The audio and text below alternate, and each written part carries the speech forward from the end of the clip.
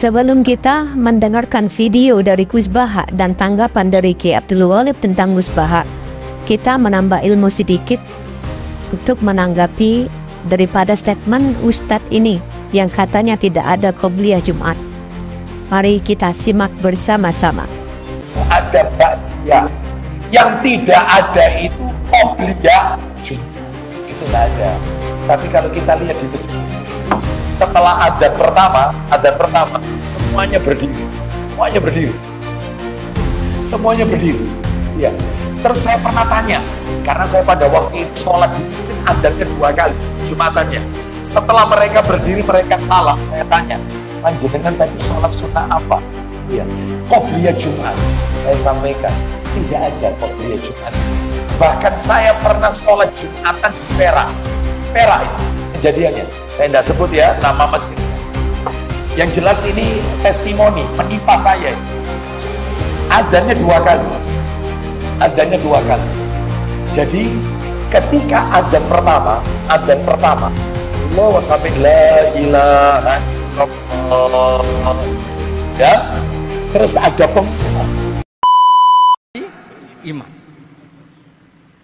Kadang-kadang itu nggak lewat Habib yang ganteng tuh, nggak lewat Mudin.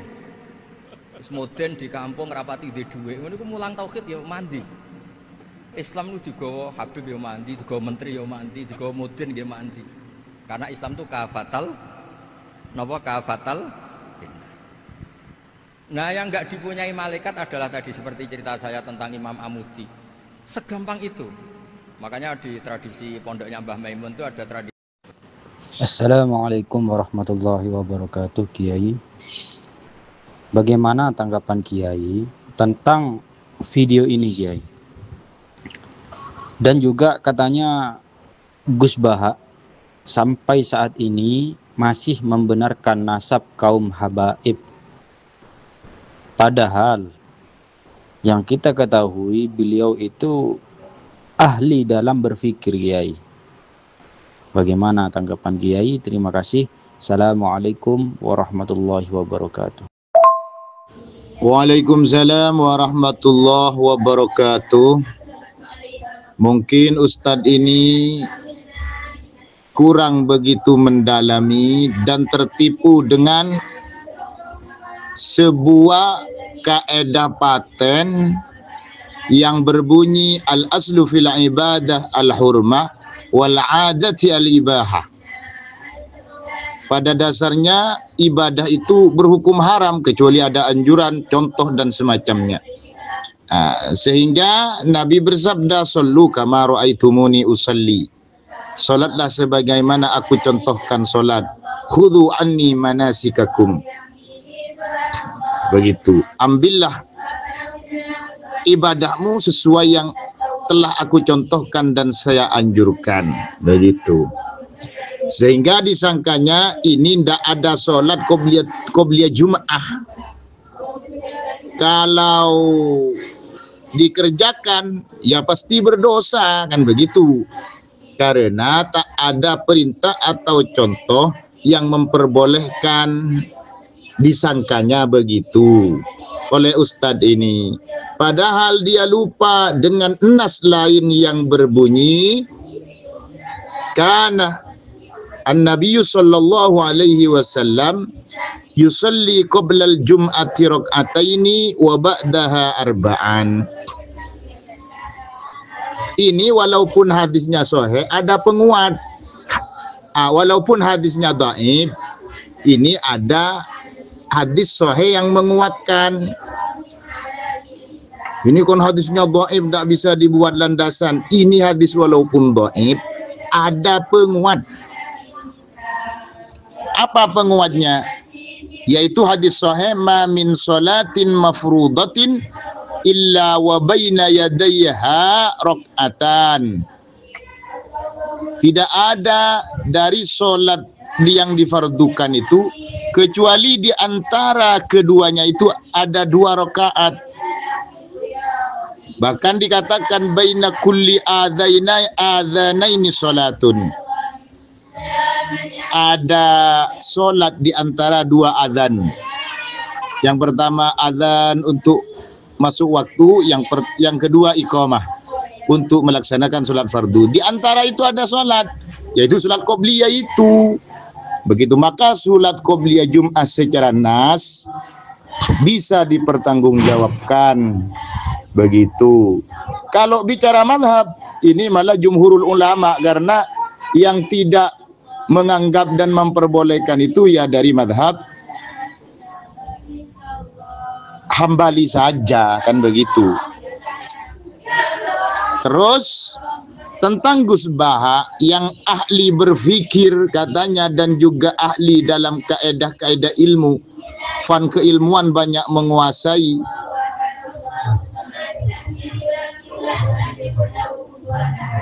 Beliau memang tidak langsung terjun secara nyata memalsukan nasab kaum habaib, karena banyak pertimbangan, saudaraku. Pertimbangannya ini strategis, dan itu bisa diterima karena yang mengeritik sudah ada, mengeritik nasabnya kaum habaib, mengeritik doktrin-doktrin para habaib, juga hurafat-hurafatnya, itu berhukum fardu kifayah. Tidak harus semua bersuara, yang penting ada yang bersuara. Jadi beliau cari aman, ya bagus itu, strategis, biarlah kami yang berjuang. Dan nanti beliau juga merasakan hasil dari perjuangan itu sendiri. Maka ya tidak jadi masalah, tidak jadi masalah, karena ulama yang diam itu tidak berdosa karena sudah ada yang bersuara seperti kami. Jadi biarlah kami ini yang remuk, nanti mereka yang akan merasakan kebaikan perjuangan ini. Begitu saudaraku. Namun kalau membela mereka, ternyata membela mereka, maka berarti beliau rela memikul dosa hanya demi bersahabat, duduk bersama, dan menjadi antek mereka. Kalau membela, sungguh disayangkan sebagai tokoh dan figur ulama. Makanya pepatah yang dikatakan oleh Abul Faraj Jamaluddin Abdurrahman bin Abil Hasan Ali bin Muhammad Al-Quraisy, dikatakan, iyyaka wal kadhib fa innahu yufsidu alaika tasawwural ma'lumat ala ma hiya alaih wa yufsidu alaika taswiraha wa ta'limaha linnas. Waspadalah terhadap kebohongan, karena kebohongan itu kalau dibela akan merusak persepsi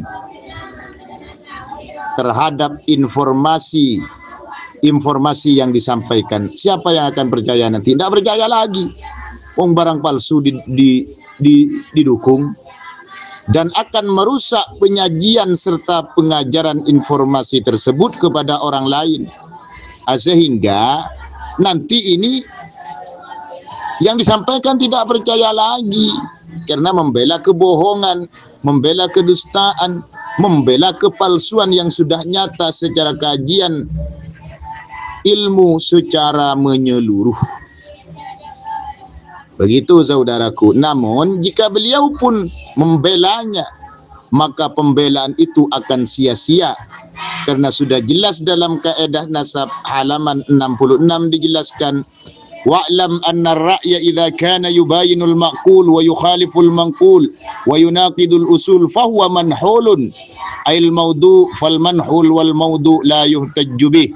Ketahui sesungguhnya pendapat siapapun, mau itu ulama tingkatannya ada di langit ataupun ulama tingkatan yang ada di bumi, idza kana yubayinul ma'qul, apabila sudah menyelisihi sesuatu yang masuk akal, penyampaiannya, pembelaannya tidak rasional,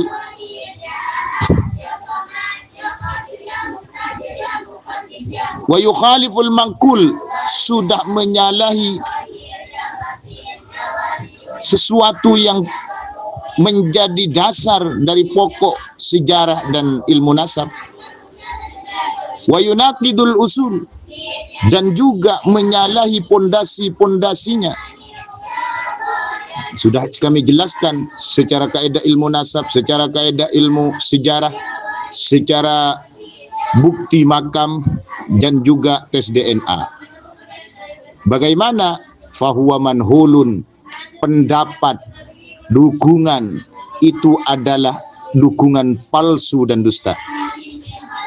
Fal manhul wal maudu la yuhtajju bih, dan itu tidak bisa dibuat hujjah. Jadi ya percuma saja siapapun itu orangnya, kalau tanpa mendatangkan dalil pembanding yang lebih valid, ya tidak diambil.